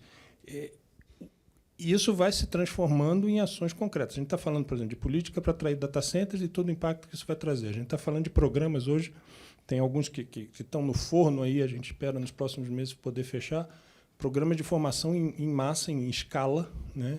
Massa não é uma boa palavra, porque não estamos falando de massificação, estamos falando de capacitação, mas em escala grande, porque não adianta o Brasil formar 1.000 pessoas por ano. Aqui a gente está falando de centenas de milhares né, por ano, não vamos chegar aos 4 milhões que a China forma, mas então tem coisas no forno em relação a isso. Telemedicina é outro que está no radar também, de um projeto específico para você poder capilarizar a telemedicina. Então, o que a gente está entrando agora é numa fase em que o que antes era um plano, PowerPoint, né, começou a tomar forma, tem os atores agora se posicionando, mas ainda falta, para depois ele virar efetivamente coisa de impacto. E a gente está tomando cuidado de não ficar só fazendo o planejamento. Indicadores, plano, ok. Enquanto isso está acontecendo, a gente já tem mais ou menos uma meia dúzia de ações sendo empurradas para, esperamos nesse primeiro semestre, elas tomarem forma efetivamente. Algumas que são novas, outras são consolidação de coisas que já vinham acontecendo e a gente está meio que juntando os pontos e tornando essas ações mais fortes, né, na hora que a gente faz isso. Então, eu espero que, se a gente tiver outro evento desse daqui a 6 meses, a gente já tenha várias dessas coisas andado tanto no lado do planejamento mais detalhado, mas andado principalmente no lado prático de algumas ações de impacto. Tem aí, pelo menos dessas 6, aí, umas 3 ou 4 que a gente acha que tem um impacto importante, que podem ser anunciadas. E, de novo, não estamos reinventando roda, tá? Isso, um dos pontos importantes aqui é esse plano não é para criar nada novo, é para catalisar aquilo que a gente já vê acontecendo no Brasil, no setor privado, no setor público, né? Então, mas para dar velocidade e dar um guarda-chuva unificado na visão de como fazer isso acontecer, em vez de cada um ficar atirando para um lado. Só complementando aqui o Afonso, acho que uma das ideias que a gente teve exatamente nessa capilarização, ganhar escala, e, enfim, na economia real, é como que a gente pode pensar do plano em programas de adesão, desenvolvendo cartilhas, enfim, para as diferentes companhias, seja do lado privado entre empresas, entre os governos nas diferentes esferas, seja municipal, estadual, enfim, de como que a gente consegue promover a adesão para estar aqui próximo, e isso, obviamente, precisa estar associado muito à política pública do que vai ser desenvolvido, mas isso é algo que vem sendo pensado exatamente de sair do papel e ganhar vida própria nessa capilarização, nessa adesão pelos diferentes atores aí. Tem alguma coisa que os executivos, os conselhos, as empresas já podem começar a fazer para acelerar isso? Da adoção? Principalmente com relação à questão de abraçar a tecnologia? Eu acho que os executivos, através das entidades, acabam dando essa força, essa massa crítica a elas, ou seja, estão próximas das associações. Mas, enfim, o plano também tá público e tem algumas ações que são bem práticas. Não precisa do governo tomar ação, é sempre esperar o outro e estar mais assistindo as coisas e torcendo, e ser menos torcedor e talvez mais ator. E de novo, estamos falando muito de bom senso. Então, obviamente, você consegue agir. Muitas coisas que estão sendo desenvolvidas, como facilitar um ambiente de negócio, desburocratizar, dar incentivos para P&D, devem contribuir, mas eu acho que tem muita coisa aqui que é mais um ímpeto de como estimular e ser mais ator e menos espectador aqui. Eu só vou fazer eu acho que tudo isso depois começa a aterrissar em políticas públicas, que é super importante, porque começa a facilitar a vida. Você pega o Ministério do Trabalho, se você mudar o posicionamento de todas as capacitações, qualificações do Ministério do Trabalho, incluindo o letramento em IA, etc. e tal, você começa a mudar um pouquinho. Então, você começa a aterrissar diversas políticas públicas, até, de repente, projetos de leis que você começa a facilitar a vida de todo mundo. Um exemplo, até com relação à startup, Recife fez uma política pública super legal, que transformou o município, a cidade de Recife, num sandbox para as startups. Então, eles podem desenvolver soluções e testar na cidade, né, sem precisar toda aquela burocracia de fazer concorrência pública, etc. E tal. Então, você tem ideias, e o projeto aqui é justamente pegar isso tudo e você começar a aterrissar em políticas públicas, com, obviamente, o apoio da parte de educação, empresário, etc. Bom dia a todos e a todas. Meu nome é Samuel Norato, atuo na área de IoT, Internet das Coisas, há aproximadamente 20 anos. E aí eu tinha uma dúvida um pouco mais direcionada ao Rodolfo, da ABS, né, e depois para os demais. A primeira é o seguinte, o quanto que a ABS, com a nova vertical da unidade de negócios para cidades inteligentes, está trabalhando junto, criando esse plano, e o quanto que esse plano fala com os pilares estratégicos do Brasil 2030+, né? E a segunda, acho que para os demais, o quanto que empresas como Magalu, que criam iniciativas não só de trazer os próprios data centers e montar tudo no Brasil, mas também criar isso como um produto, tentando ter a primeira nuvem ou a maior nuvem brasileira. Você acha que a gente consegue competir, né, nesse mercado tão dominado asiático, americano? A gente consegue ter soluções de nuvem desenvolvidas no Brasil para brasileiros com a mesma quantidade de serviços e a mesma qualidade? Eu sou eterno otimista. Minha resposta é sim, porque a gente está trabalhando para que isso ocorra. Se você vê a UF, lá, o maior fabricante hoje de motores elétricos, é brasileira. Tem unidade na China, na Europa, em todos, e é brasileiro. Quer dizer, eu acho que, dando condições, o empresário ter a motivação, ele vai, e a gente se transforma. Nada impede que a Magalu vire uma AWS. Isso pode acontecer, ou, de repente, a Magalu vira uma inteligência artificial, ou um agente de inteligência artificial, né? Mais avançado ainda. Agora, trazendo a primeira parte da pergunta, está tudo conectado. A ideia da ABS, aliás, de montar verticais, foi justamente começar a ter mais sensibilidade da necessidade dessas verticais como os municípios, né, para poder integrar isso. Porque um dos principais pontos até dos municípios e da vertical de Smart Cities e outras verticais é justamente financiamento, acesso a recursos, problemas de pagamento dos municípios, problema de conhecimento dos municípios com relação à transformação digital. Então, você tem tudo isso praticamente mapeado, aí você tem o problema de água no negócio também, que é uma área também que a gente quer atender, saúde é uma outra área também, que a gente quer justamente conhecer cada vez mais os seus desafios e ajudar, né, ajudar a desmembrar tudo isso. E um rápido comentário. Na lista inicial que a gente fez, o Felipe vai lembrar isso, em tecnologia estratégica, lá em Internet das Coisas está lá, e a ABINC, Associação Brasileira da Internet das Coisas, é uma das apoiadoras institucionais que já formalizou esse apoio, tivemos lá com eles, e, enfim, tudo que eles estão fazendo lá soma muito aqui a isso aqui. Eu acho que só contribuir aqui com um ponto de vista que é... Eu acho que o plano digital ele tem muito mais um viés de trabalhar nos fundamentos, nesses enablers, né, os habilitadores, que hoje talvez estão funcionando muito mais como uma força contra, e menos os casos de uso. Eu acho que ele tem menos a visão, a ambição de ser um órgão central que vai direcionar investimento. Enfim, eu acho que... Eu sou cético quanto a isso, né? Putz, um órgão central que vai lá ter uma ideia brilhante e fala, vou fazer esse aqui e o Brasil vai se tornar isso. Enfim, eu acho que é dar todo o ferramental e os enablers para garantir que o setor privado, o empreendedor, letrado, com todo o ferramental que precisa, consiga jogar a favor e fazer essa inovação. A inovação vem daí, não, eu acho que muito menos de um órgão central. E aí pode ser que se torne isso ou não, mas aí vai muito da estratégia de negócio, eu acho que dessa pluralidade, enfim, desse setor, muito mais do lado privado. Bom dia. Muito obrigada pela apresentação. Para a gente agir, a gente precisa conhecer, né? Então, obrigada. Vera Regina Meinhardt. Eu sou da área de humanas, então o que me interessa é muito mais ver como é que a gente se impacta na educação e a questão social.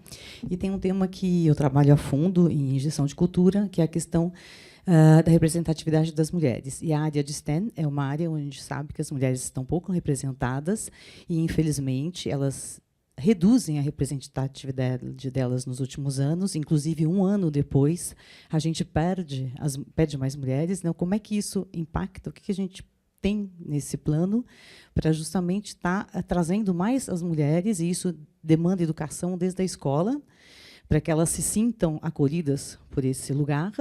E a outra questão que me impacta também é um pouco a questão de inclusão social. Porque quando a gente fala de trazer cérebros de outros países, da China, por exemplo, que impacto isso vai ter na mão de obra no Brasil? E que as startups também, como é que a gente pode olhar para que elas deixem de precarizar a mão de obra? A gente tem alguns exemplos de startups onde a gente tem alta tecnologia numa parte, mas a outra parte a gente utiliza a mão de obra precarizada. Então, como é que tudo isso está olhando para esse lugar? E, além de tudo, os vieses, como é que a ética está olhando para a questão da inclusão dos grupos discriminados? Excelente pergunta. O ponto principal é o seguinte: a inovação ela vem da diversidade. Isso que eu acho que é fundamental, você não consegue. E quando você olha para o povo brasileiro, vamos dizer assim, a diversidade genética é impressionante. A última vez que eu investiguei, a gente tem mais de 300 etnias aqui no Brasil. Então, e até teve diversas pessoas focadas nessa parte de inovação comentando que o povo brasileiro ele é criativo por essência. Então, a gente tem um potencial muito grande. Eu vejo, a gente sempre tem um cuidado, Afonso e Felipe, dessa parte da diversidade, a gente está sempre preocupado com a parte de inclusão. E a parte da inclusão, eu acho que a parte de inclusão social, esse é um tema que até o próprio presidente Lula tem uma preocupação muito grande dessa área social, de toda a parte de inclusão. E tem uma outra discussão que a gente vem tendo, é como a gente consegue levar toda essa inclusão digital na região amazônica. Como que a gente consegue, porque na região amazônica você tem diversos problemas, como você gera a geração de renda na região e como você leva também os cuidados, a parte de telemedicina, que é muito importante, a infraestrutura de telecomunicação. Então, você tem tudo isso em cima da mesa, né, todas essas peças colocadas, como que a gente consegue fazer a execução desse plano. E uma outra preocupação, acima de tudo, que eu recebi de alguns ministérios é de você tomar cuidado de não interferir na cultura local, que é super preocupante. Então, como você leva a tecnologia, leva todo esse conhecimento, sem impactar a cultura local, sem você desvirtuar a cultura. E quando eu falei um pouquinho do chinês, eu falei é uma oportunidade. É uma oportunidade que hoje existe falta de mão de obra aqui no Brasil. A gente não consegue produzir mais porque a gente tem um teto. A gente falta mão de obra especializada. E quando você olha para um país que tem demanda, por que, de repente, não cumprir esse gap? Não é uma proposta do plano, é uma fala minha do Rodolfo. Né? Então, só para também dividir um pouquinho. Então, acho que a gente tem oportunidades, essas oportunidades têm que ser olhadas. Só não quero estender muito para poder... Quase que parece que a gente combinou aqui. Só complementar aqui. Aqui está o QR Code para aquele mais detalhado, mas eu não vou responder a pergunta, porque a Ana Paula, cada um responde uma. Mas no site da Brascom também tem um relatório de diversidade em TIC que nós divulgamos em outubro. E a gente está para divulgar também um censo sobre diversidade em TIC feito com as pessoas que trabalham na nossa associação. São 20 mil entrevistados. A gente deve soltar isso ainda já bem em breve, mas entrando lá no site da Brascom vai ter um relatório que tem mais dados, depois pode procurar a gente também para ir mais a fundo aí no que tem de informação lá. Eu sou Délia Zefiro, sou fundada em Ciência da Computação, construí uma carreira na área de tecnologia. Então, antes de tudo, quero parabenizar a grande notícia que a gente recebeu aí da conexão entre Exame e Sampo. Assim como a educação transformou a minha própria história de vida, eu acredito no potencial desse trabalho de vocês transformando o nosso país. Eu sou fundadora da OneLady, que é uma fintech brasileira que usa inteligência de dados para gerar e impulsionar riquezas dentro de ecossistemas que são cada vez mais liderados por mulheres. Em 2014, trabalhando numa empresa do Vale do Silício, na Califórnia, eu tive acesso a toda a estatística que já apontava para um movimento global da riqueza até 2030, chegando em 50% na mão das mulheres. O ano passado, houve um rebuliço aí dentro do mercado que a gente está com os relatórios da McKinsey, né, que apontam que os próximos 5 anos vão ser anos muito críticos. Apesar dessa riqueza estar muito concentrada em Estados Unidos, Europa, Ásia, o Brasil, na verdade, a América Latina tem apenas 1,4 trilhões, hoje na mão das mulheres, mas é um movimento global, sem volta. E aí eu gostaria de saber se tem alguma ação dentro dos planos voltado para a gente também estar envolvido como país nesse movimento global todo. Dentro ali do pilar de inclusão social, tem algumas iniciativas da pluralidade que envolve exatamente essa participação maior de mulheres, de trazer isso, garantir que como que você estimula, né? A gente só vai destravar o valor total da economia do Brasil se a gente traz e dá todo o ferramental e as oportunidades para as mulheres também estar participativas e contribuir para a sociedade. Então, tem algumas iniciativas mais táticas ali daquele grande tema de inclusão, que é como que eu faço isso e estimulo as companhias a trazer as mulheres mais próximas de posições executivas e destravar o potencial pleno que elas têm. Eu não me lembro exatamente das táticas lá, que faz algum tempo que eu não olho, mas tem algumas ali que exatamente entram nesses temas da diversidade. Esse assunto, então, está ali dentro, né? De novo, todos os pilares se conectam, mas isso está ali dentro, e aí a gente vai ter que entender quais são os caminhos, inclusive, a nível global, de onde a gente consegue puxar certas coisas. Mas, então, está ali para a gente agora ir aprofundando em termos do desdobramento das ações para isso. Só fazer um comentário interessante, vocês falaram de mulheres. Nos cursos de EA nosso, pelo menos 60% a 70% da sala de aula são mulheres. E as mulheres aqui, quem já fez o curso, não me deixa mentir, em todos, está indo para a 7ª turma, mais mulheres do que homens. Aqui, vamos para a última pergunta, então. Bom dia a todos. Sendo a última pergunta, prometo que eu não vou fazer pergunta, vou fazer um comentário. Eu sou Márcia, trabalho há anos na área de relações com o governo. Sou aluna da Sanpou também, então, hoje, para mim, é uma honra estar participando desse evento e assistindo esse plano nascer. Isso é extremamente importante para a gente. Eu queria fazer um comentário na área de articulação junto ao governo com relação ao plano. Para mim, o governo ele permeia todo o plano. Ele vai entrar em todos os pilares, de uma forma ou de outra. A articulação com ele, eu acho que vai ser fundamental. E, trabalhando com o governo, e eu sei como funciona, não existe um governo, uma entidade. Dentro do governo tem vários governos, várias motivações e várias urgências, várias prioridades. A gente tem que achar a veia certa. Então, um comentário e uma sugestão, talvez, é articular junto ao governo que este plano faça parte dos projetos de PPI. Eu sei que os projetos de PPI são focados em infraestrutura, mas isso aqui não deixa de ser infraestrutura. Não é uma obra faraônica, uma hidrelétrica ou coisa assim, né, ou um leilão de ferrovia ou rodovia, mas é extremamente fundamental. E eu concordo plenamente, a gente já está atrasado. Quem viaja hoje sabe como a gente está atrasado, né? E aí eu fico me perguntando quanto que a gente tem que acelerar para poder conseguir chegar no ponto que a gente deveria estar. Então, o meu ponto é só articulação junto ao governo, achar a veia certa, e a minha sugestão seria, através do PPI, a Casa Civil.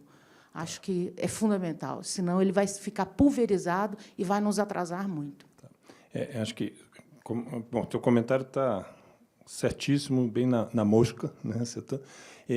A primeira versão do plano ficou pronta, Felipe, foi dezembro de 2023, né? Rodolfo Felipe, foi quando a gente saiu, o que a gente chamou de versão 0.9, que ainda não era pública. Ela começamos a circulá-la, então, até chegar na entrega para o presidente Lula em julho, acho que foi julho, o primeiro semestre todo foi focado em reuniões com o governo e com alguns outros representantes da sociedade civil que foram se juntando, mas principalmente o governo. Foram mais de 60 reuniões, né? E aí articulando em Casa Civil, ministérios, enfim, chegou tudo isso até chegar na mão do presidente Lula, e o Conselhão teve um papel importantíssimo, depois, inclusive, na continuidade disso, de colocar quem que vai puxar à frente disso. O Conselhão bateu bastante nessa tecla, o ministro Padilha acabou sendo quem puxou isso. O Casa Civil está super envolvido, tivemos com ele semana passada. O Conselho, o Comitê Interministerial de Transformação Digital é coordenado pela Casa Civil, e a gente já falou com ele sobre PAC digital, ou seja, pegar a PAC e ter um braço digital que fala de infraestrutura. Só que, obviamente, o plano vai muito além disso, né? Então, infraestrutura entra ali. Mas a ideia que está na mesa é, ok, vamos sair dentro do PAC, que a Casa Civil gerencia, com algumas coisas ligadas à infraestrutura. Quando você fala ali de energia, de, né, data centers que precisam de energia, tudo isso acaba já naturalmente se falando. Mas essa articulação aconteceu. Em paralelo, enquanto o governo também ia se mexendo na sua velocidade, a sociedade civil falou, não vamos ficar parados aqui mais 6 meses esperando. Então, o segundo semestre foi onde a gente começou esse movimento de trazer agora os setores, né, representativos da sociedade civil, o setor produtivo, o terceiro setor, academia, tudo mais, que a gente está terminando agora de montar nesses meses iniciais agora aqui do ano. Então, articulação política, sim, mas, ao mesmo tempo, a gente tem essa visão de que tem coisa que depende do governo, e muito, né, e tem coisas que a gente vai tocar sem governo. Uma das iniciativas que eu mencionei aqui, que a gente está fazendo na área de educação, é algo que não precisa do governo. A gente vai tocar do lado do setor privado, mas outras sim precisa. E o cascateamento para governos, no plural, né, ou seja, cai para estados e municípios, e também na linha do tempo. O governo de hoje, o governo de amanhã, o governo daqui a 5, 10 anos. A ideia é que isso aqui se perpetue também, né, entre governo sai governo. Pessoal, acho que é isso. Felipe, Rodolfo e Afonso, muitíssimo obrigada. Para fechar aqui, quero dar um spoiler do que a gente tem aqui pela frente. Eu acho que fica claro, né, a necessidade de cada um de nós começar a trazer esse tema para o nosso dia a dia, seja como C-Level, seja como empreendedor, seja como conselho, de trazer a tecnologia para a mesa, né, trazer esses temas relacionados à experiência de cliente, à infraestrutura, a riscos, a questão reputacional, a fake news, e tudo que a gente falou. Eu acho que é provocar o assunto, puxar um fio da meada muito importante. A gente está vendo muitas empresas que não estão puxando o assunto por desconhecimento da causa. E, na verdade, a gente precisa atuar diferente. A gente tem que trazer o assunto para a mesa para a gente acelerar até a implementação de muitas coisas que a gente está falando aqui. Quinta-feira, agora, a gente tem um evento com o reitor da CKGSB, a escola na qual tivemos na China. Ele vai falar um pouco sobre como fazer negócio com a China, é meio que um follow-on do que a gente viu lá em outubro do ano passado. É muito interessante a perspectiva. Esse reitor morou fora da China e retornou, então ele tem uma perspectiva muito, eu diria, moderna sobre tudo que a gente pode fazer, oportunidades e cooperação. Então, é muito potente o discurso dele. Dia 25 de fevereiro, teremos mais um evento aqui em seguida, que é Tony Martins, presidente da IBM América Latina. A IBM acabou de lançar um estudo que é a tecnologia centrada no ser humano. Então, ele vai falar muito dessas questões de recursos humanos, de você desenvolver as pessoas e de como os algoritmos e tudo tem que passar pela mão do humano. Depois, dia 12 de março, teremos uma discussão com a Patrícia Marins, fundadora da Oficina, uma agência de PR e reputação, gestão de crise. A gente vai falar sobre a necessidade do letramento digital no combate à fake news. Então, toda essa questão reputacional. E, dia 9 de abril, nós vamos falar sobre como a tecnologia é uma grande aliada de projetos de sustentabilidade. Vai estar conosco o André Salcedo e a Kátia Pereira, ex-presidente e ex-CFO da Sabesp, que coordenaram, lideraram a questão da privatização. Então, já deixo um spoiler aqui, porque vários desses temas estão conectados com o que a gente viu aqui hoje. A gente tomou o cuidado de preparando esses eventos para dar um pouquinho mais de sustentação a tudo, porque é muita informação. Então, talvez a gente chame realmente vocês no segundo semestre para dar uma visão do que está acontecendo. Muito obrigada pela participação. Vocês vão receber o material. Espero que vocês tenham gostado e venham nos visitar de novo. Obrigada. Obrigada.